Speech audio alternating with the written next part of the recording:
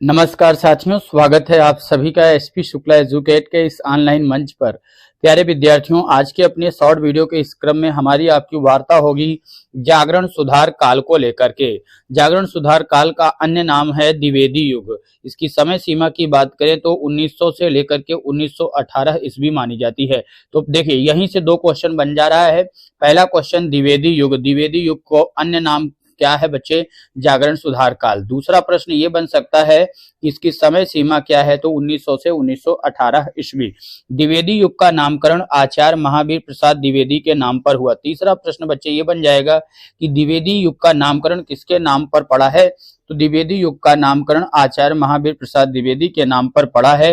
द्विवेदी युग को जागरण सुधार काल भी कहा जाता है। द्विवेदी युग की समयावधि सामान्यतः 1900 से 1918 ईस्वी तक मानी जाती है। डॉक्टर नगेंद्र ने द्विवेदी युग को जागरण सुधार काल का नाम दिया। ये क्वेश्चन बच्चे बन जाता है नेक्स्ट, यानी चौथा क्वेश्चन ये बन सकता है कि द्विवेदी युग का नामकरण या द्विवेदी युग का नाम जागरण सुधार काल किसने दिया है? तो ये नाम दिया है डॉक्टर नगेंद्र ने। किसने बच्चे? डॉक्टर नगेंद्र ने। आचार्य रामचंद्र शुक्ल ने द्विवेदी युग का काल निर्धारण सन 1893 ईस्वी से 1918 ईस्वी तक करते हुए उसे नई धारा द्वितीय उत्थान के अंतर्गत रखा है बच्चे। तो देखो, बहुत शानदार प्रश्न बन सकता है। 4 प्रश्न बना था, 5वां प्रश्न ये बन सकता है कि द्विवेदी युग का अन्य नाम अगर देखा जाए क्या है, तो नई धारा द्वितीय उत्थान। ये किसके अनुसार? आचार्य रामचंद्र शुक्ल के अनुसार।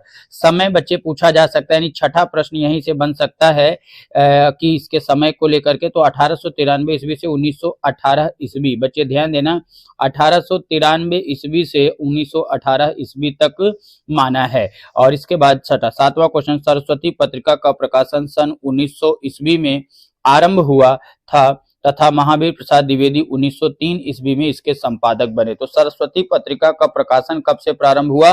1900 ईस्वी में। लेकिन महावीर प्रसाद द्विवेदी, जिनके नाम पर द्विवेदी युग का नामकरण पड़ा है या नाम पड़ा है, ये इसके संपादक कब बने? 1903 ईस्वी में। और सबसे लंबे समय तक जो है महावीर प्रसाद द्विवेदी ही सरस्वती पत्रिका के संपादक रहे, जो कि सरस्वती पत्रिका हमारे यहीं प्रयागराज से इंडियन प्रेस चौराहा यहीं से प्रकाशित हुआ करती थी। द्विवेदी युग की प्रमुख साहित्यिक प्रवृत्तियों की बात करें, जहां से अक्सर प्रश्न बनता है, तो द्विवेदी युग की प्रमुख साहित्यिक प्रवृत्तियों में राष्ट्रीयता की नवीन धारणा, नैतिकता एवं आदर्शवाद, साहित्य की स्वदेश्यता पर बल, इतिवृत्तात्मकता, विषयगत वैविध्य, काव्य रूप की विविधता देखने को मिलती है।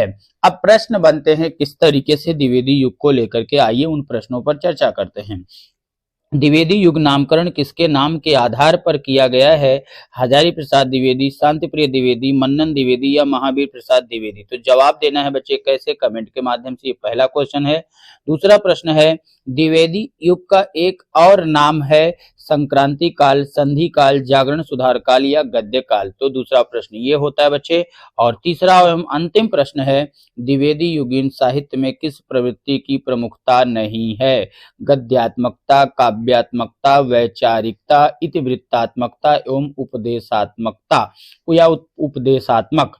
तो जवाब देना है बच्चों आपको कैसे? कमेंट के माध्यम से। आशा और उम्मीद है कि आप सभी को बच्चे वीडियो पसंद आई होगी। वीडियो को लाइक करिएगा, शेयर करिएगा, और अभी भी चैनल पर नए हैं तो चैनल को सब्सक्राइब और साथ ही बेल आइकन को जरूर प्रेस कर लीजिएगा। इस सेशन में इतना ही। Thanks for watching, all the best, take care all of you.